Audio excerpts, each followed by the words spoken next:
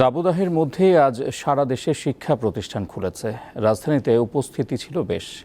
গরমের বিষয়টি মাথায় রেখে শিক্ষার্থীরা সঙ্গে পর্যাপ্ত পানি নিয়ে আসে। সতর্ক ছিলেন শিক্ষকরাও, তবে কিছুটা চিন্তিত অভিভাবকরা।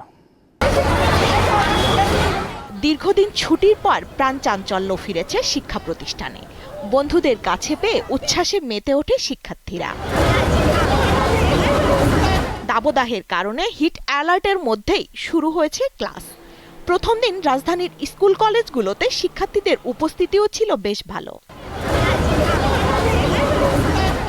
ঈদের ছুটি শেষে ২১ এপ্রিল শিক্ষা প্রতিষ্ঠান খোলার কথা থাকলেও তাপদাহের কারণে তা এক সপ্তাহ পিছিয়ে দেওয়া হয়। কিন্তু শিক্ষার্থীদের কাছে তীব্র গরম যেন তুচ্ছ।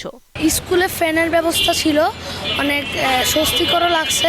ভালো লাগছে, অনেকদিন পর যেহেতু স্কুল করলো। আমাদের নিজেরটা নিজে বুঝে নিতে হবে। এখন প্রাকৃতিক প্রতিকূলতার কারণে তো আর আমাদের শিক্ষা কার্যক্রম থেমে থাকবে না, আমাদের চলতে হবে।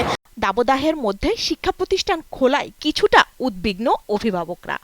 তাদের কণ্ঠে ছিল মিশ্র প্রতিক্রিয়া। বাচ্চাদের জন্য কিন্তু দরকার স্কুল খোলাটা, কিন্তু গরমের জন্য একটু কষ্ট করছে আর কি। আসা যাওয়ার মাঝে যতই গরম হোক আর হোক, এখন তো লেখাপড়া বন্ধ করা যাবে। বাচ্চারা ঘরে থাকতে থাকতে ওদের একটা চিন্তা ভাবনা খিটখিটে মেজাজে পরিণত হচ্ছে। শিক্ষকরা জানান, সরকারের নির্দেশনা মেনেই শ্রেণী কার্যক্রমও চলবে, বন্ধ থাকবে অ্যাসেম্বলি। কক্ষের বাইরের কার্যক্রমগুলো আপাতত চলবে না, যা কিছু হবে শ্রেণীকক্ষে আসবে। আর আমাদের তো বিদ্যালয়ে পর্যাপ্ত পানির খাওয়ার ব্যবস্থা রয়েছেই। এখন বাচ্চার উপস্থিতি যদি বেশি হয় তখন তো দেখা যায় যে আমাদের রুমগুলি তো ছোট, তখন দেখা যাবে বাচ্চাদের জন্য ক্লাস করানো আমাদের জন্য কষ্ট হয়ে যায়। কিন্তু ক্লাস করাটা দরকার, যেহেতু আমাদের পিছনের ঘাটতিগুলো পূরণ করতে হবে। এদিকে ঢাকায় কারিগরি ও বৃত্তিমূলক শিক্ষা সপ্তাহের উদ্বোধনী অনুষ্ঠানে শিক্ষামন্ত্রী বলেন, তাপমাত্রা বাড়লেই প্রতিষ্ঠান বন্ধ করতে হবে এই মানসিকতা ঠিক নয়।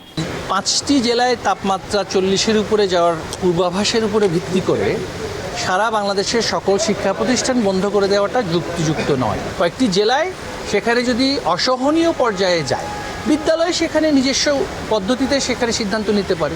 সব শিক্ষা প্রতিষ্ঠান খুললেও শিশুদের স্বাস্থ্যের কথা চিন্তা করে প্রাথমিক শিক্ষার্থীদের শ্রেণী কার্যক্রমও বন্ধ রাখার সিদ্ধান্ত নিয়েছে সরকার। স্বস্তিকা সিংহ, দীপ্ত সংবাদ, ঢাকা।